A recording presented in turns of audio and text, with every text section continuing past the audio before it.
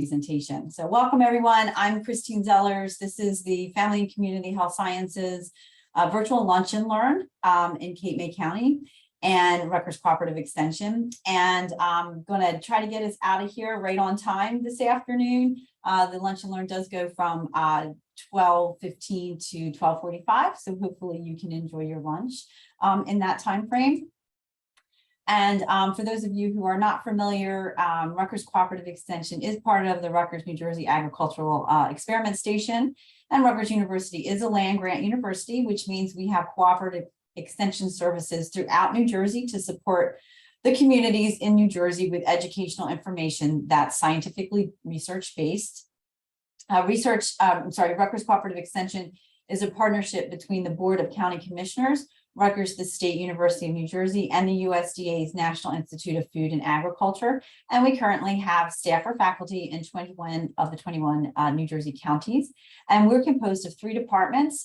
We have agriculture and natural resources, 4-H and youth development. And we also have my department, which is family and community health sciences. It looks like, I'm sorry to pause again. My screen sharing is paused.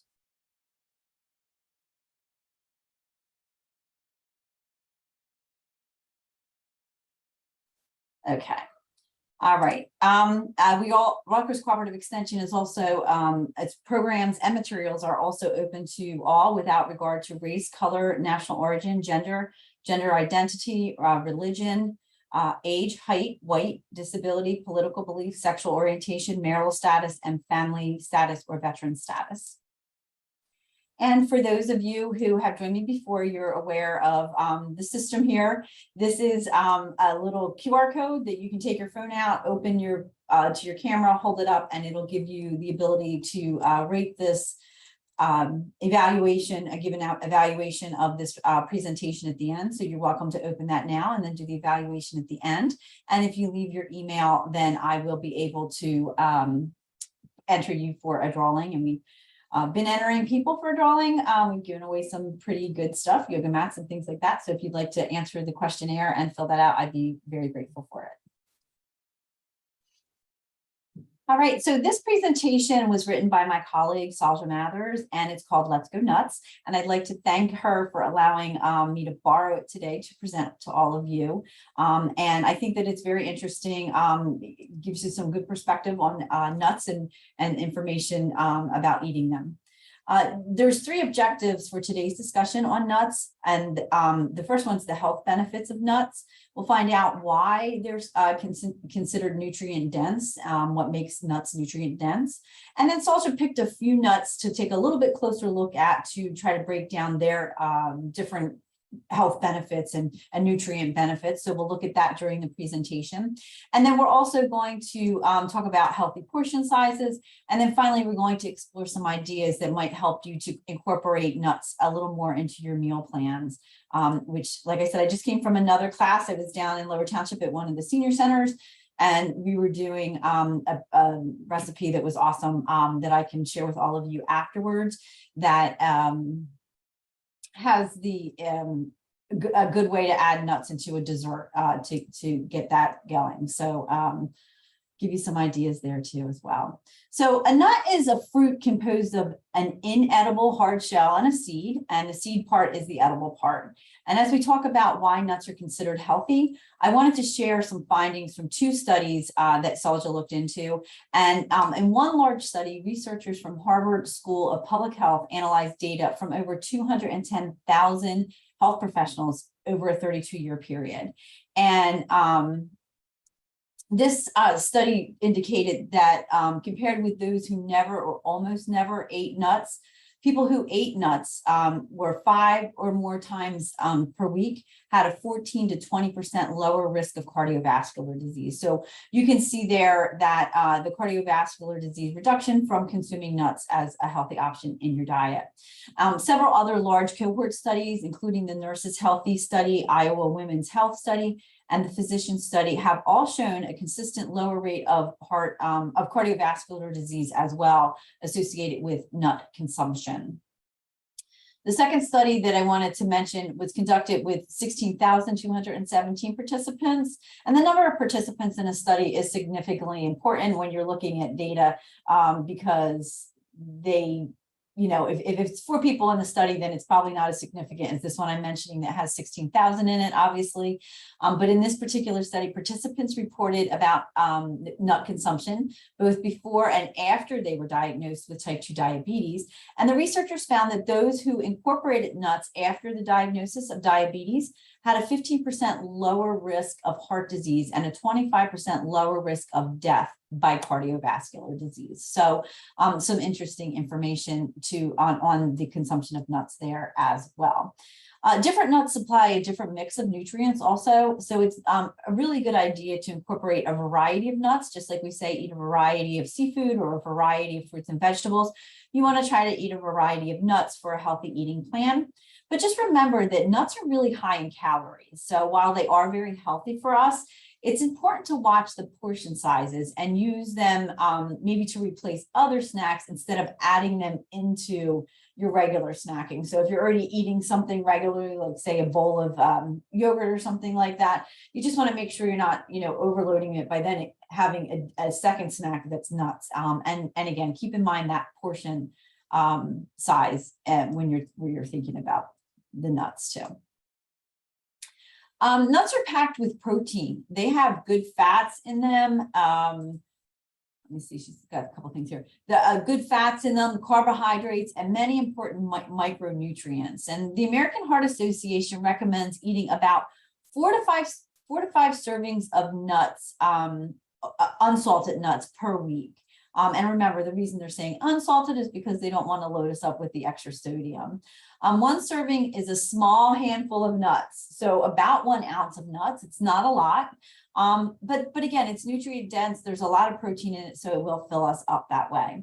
Most nuts are anywhere between 150 to 200 calories per ounce. And also remember that you can end up canceling out the heart healthy benefits of these nuts if they're, covered in milk chocolate or something like that. But no, I said milk chocolate. The dark chocolate does have health benefits of its own. So, you want to be mindful of that, maybe not eating them in milk chocolate so much.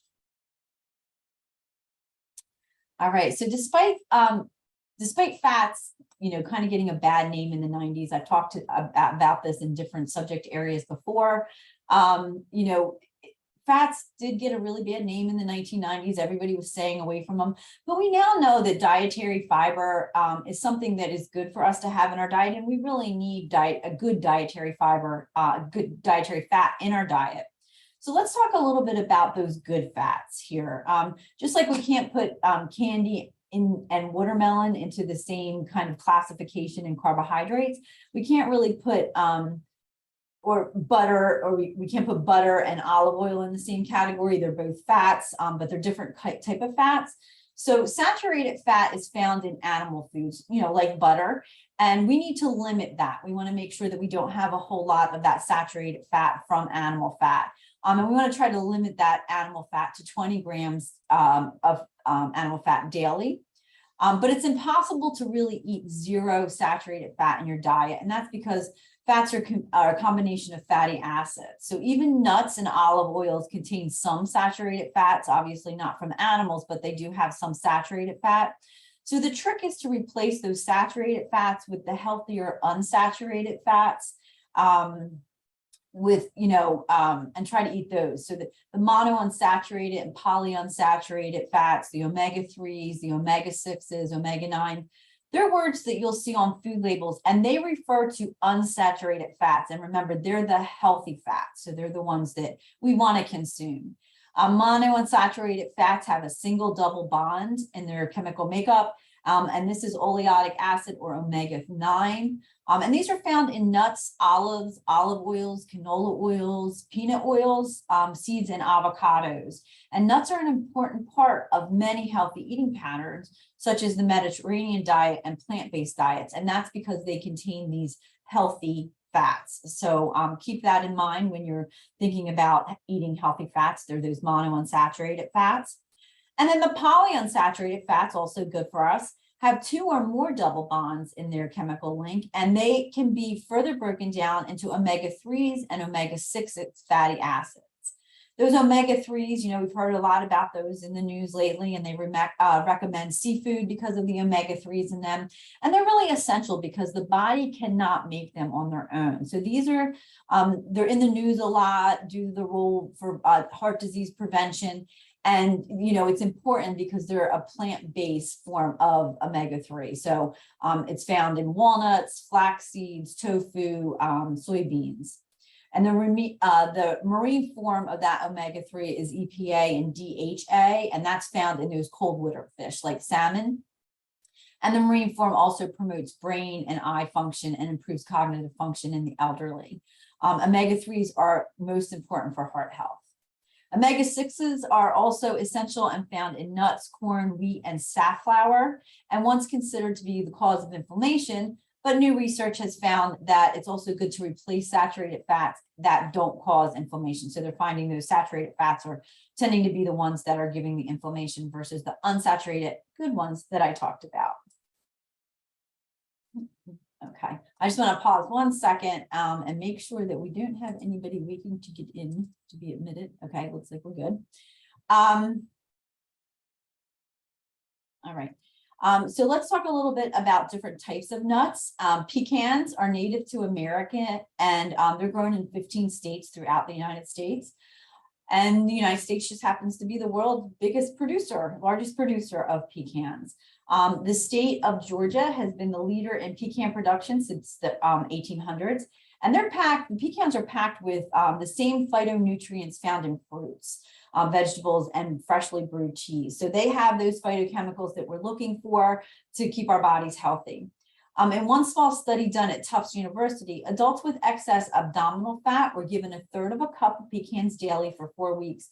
And this improved their insulin sensitivity and other markers for heart disease. So Salja, as you see from these slides here, she has broken them down, the pecans in particular, that 1 ounce equals about 19 halves of pecans, and that's 196 calories. And then she has the saturated fat followed by the polyunsaturated fat and the monounsaturated fats, the carbs and the proteins, and also the magnesium, which we're going to talk about in just a minute here. But so she's got it all broken down for you so you can understand. But again, you want to keep in mind that 19 halves of pecans, if you're sitting and eating them, maybe you want to break them out so that you're eating that portion size and not overeating on the very nutrient dense but high calorie snack or food.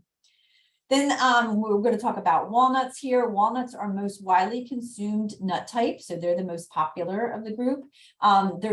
Picked walnuts are most popular, but unripe walnuts are offered in Armenia in a walnut sauce that's made of green walnuts called salsa di noci or noci.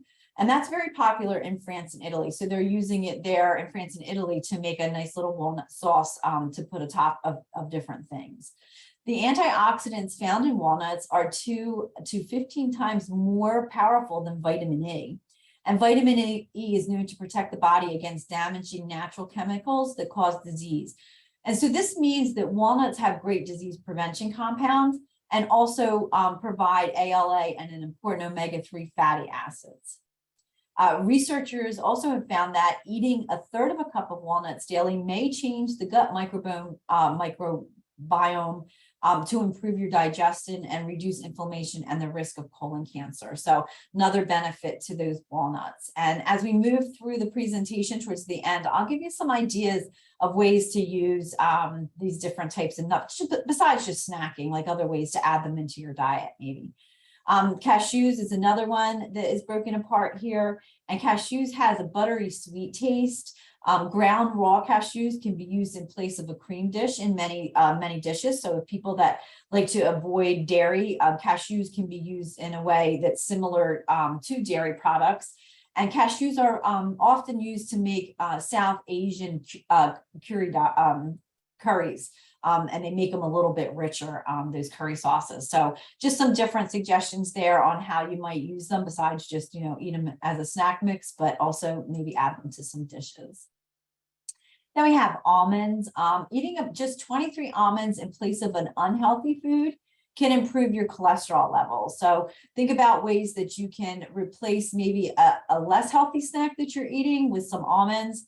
Almonds have been shown to increase the HDL, or the good cholesterol.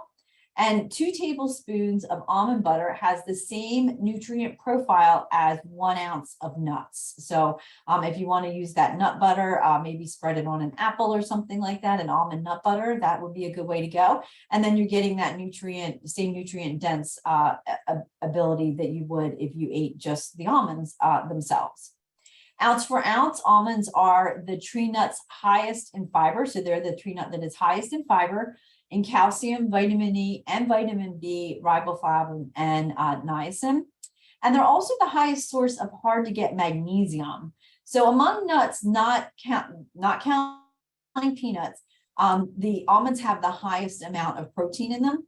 And protein fills us up and keeps us full longer. So if you're having that, again, like as an almond butter on an apple as a snack, that's probably something that's going to fill you up. If you have it as your afternoon snack, it'll probably be something that you can, help sustain you to get through to the end of the day.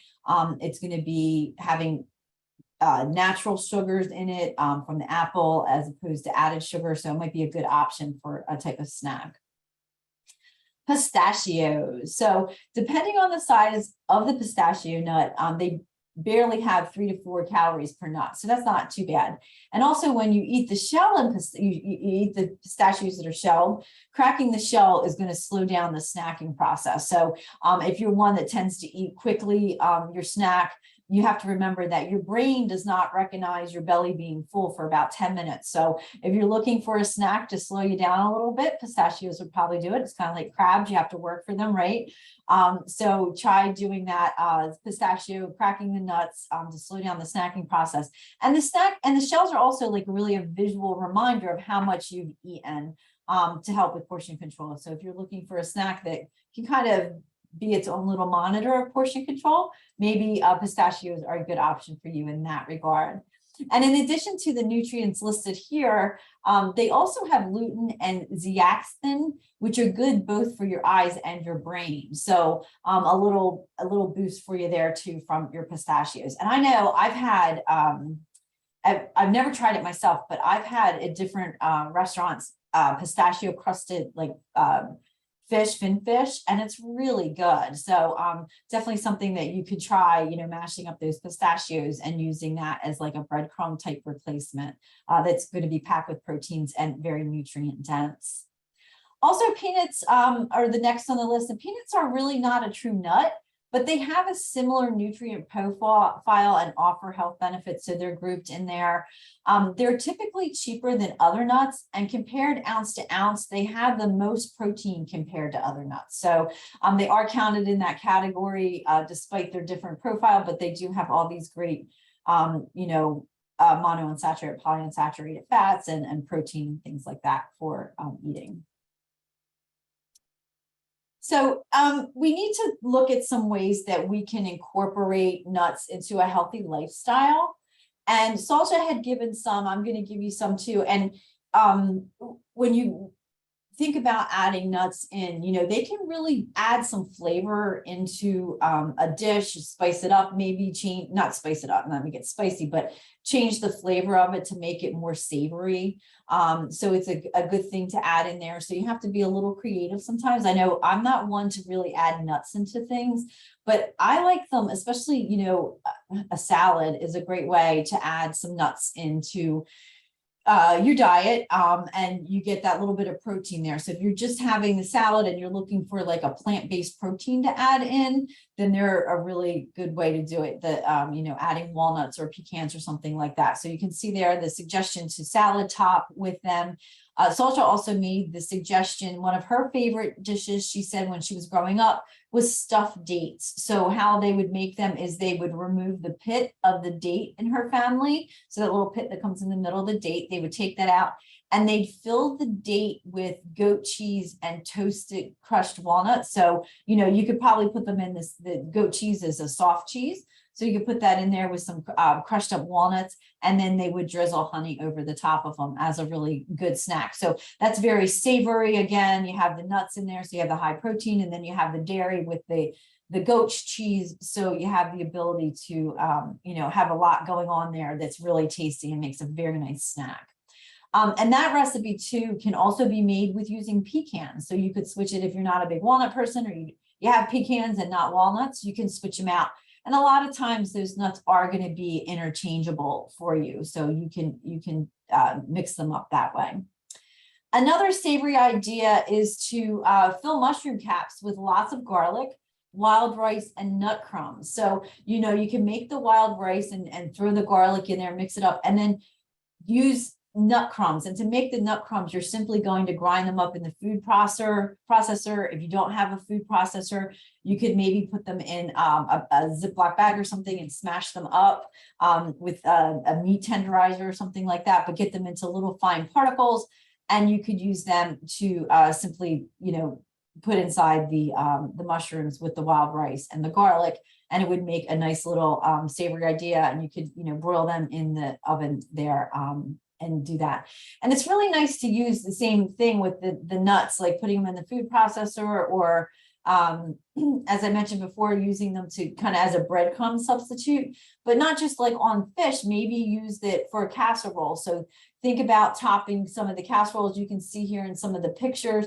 I think it's down there on the bottom. They have put zucchini there, and it looks like they have some kind of nuts on top of the zucchini. So you could roast the zucchini in the oven with a little bit of olive oil and salt and pepper, and then, put some of that nut crumble on top so that you have a little bit extra flavor and savoriness to that. And it's also adding protein and some nutrient dense options there too. There's some other ideas here, making a pesto. So, you could do, instead of doing the, pine nuts, sorry, lost my train of thought there. Pine nuts as the pesto base, you could use a walnut as a nut base, or a pecan as the base in that with your basil. And, we're getting to the point where, unfortunately, summer's ending. So our basil plants are all going to be in need of doing something with them. So you can make that into a nice pesto sauce. When I make pesto, I make a whole bunch at the end of the season. And then I put the pesto into ice cube trays, put it in the freezer, and then after it's frozen, I dump it out and put it into like a baggie. So then when it's time to have a quick dinner, I just throw some chicken on in a little olive oil, salt, and pepper, and then I put that pesto block or ice cube block of pesto on top of it and let it melt in the oven with a little bit of mozzarella cheese on there, and you have a really quick, easy dinner. So you can store the pesto by freezing it like that. Just be sure to label it in the refrigerator or the freezer so you know what it is. Also, nut butters are very popular. So, using, as I mentioned earlier, the nut butters on different fruits and things like that. Almond butter is a great way to add a different taste, a little bit different taste than the peanut butter, but also gives you that ability to have it with fruit or something like that. Also, you don't even necessarily have to crumble them, but putting them in as an oatmeal topping, again, that's going to add some protein. So you have your oatmeal as a snack, or in the morning, throw some fruit in there and throw some walnuts or pecans or something like that in there. And it's going to give you that little bit of a different flavor, and it's going to add some protein in there for you as well. I mentioned salt, using it as a salad topping. You can eat it, just as a snack, but be sure to measure it out. And then also you can put it in smoothies to give you a little extra flavor. I know some people will just directly put peanut butter in their smoothies, but you could also put the nuts in there if you so desire. And then it's great as a yogurt topping with maybe some fruit, just like the oatmeal. So just some options there that you can think about to try to add a little bit more flavor in, and ways to incorporate nuts into your diet. Again, this is, if you want to hold your phone up, and I'll send this out afterwards with some recipes, but if you could do the evaluation for me, you'll be entered into a drawing, and I would very, very much appreciate it. So that would be very helpful to me.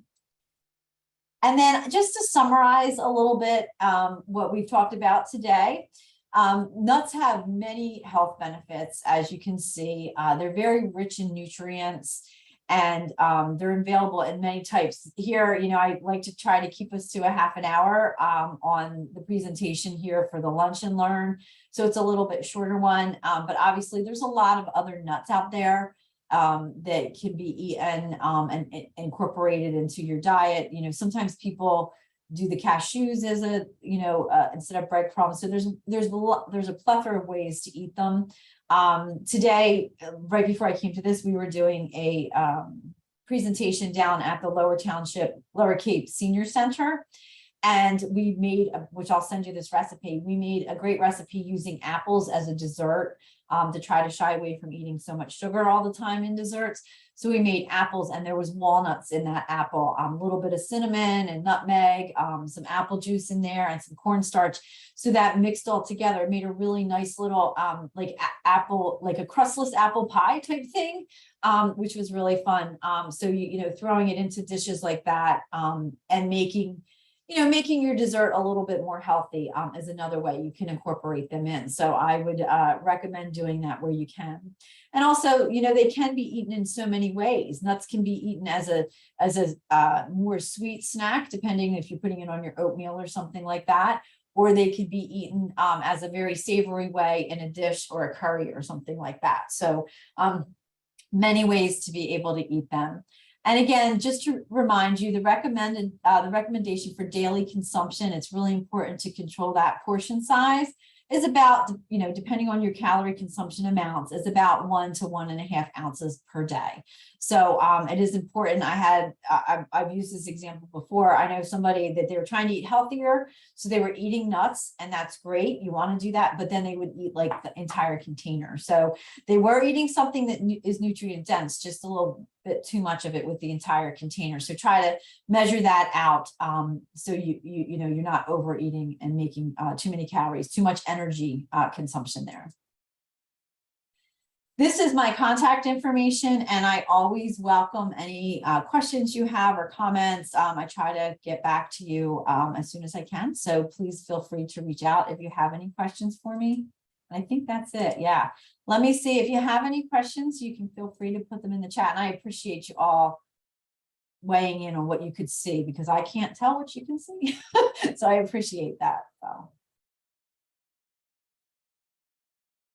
Anybody have a question? Okay. All right. Well, a couple minutes early here, but thank you so much for joining today. And next month in September, the presentation will be on pumpkins for Lunch and Learn. There's a couple other presentations going on. I think I'm doing a sleep presentation next week on Wellness Wednesday, if anybody's interested in joining for that.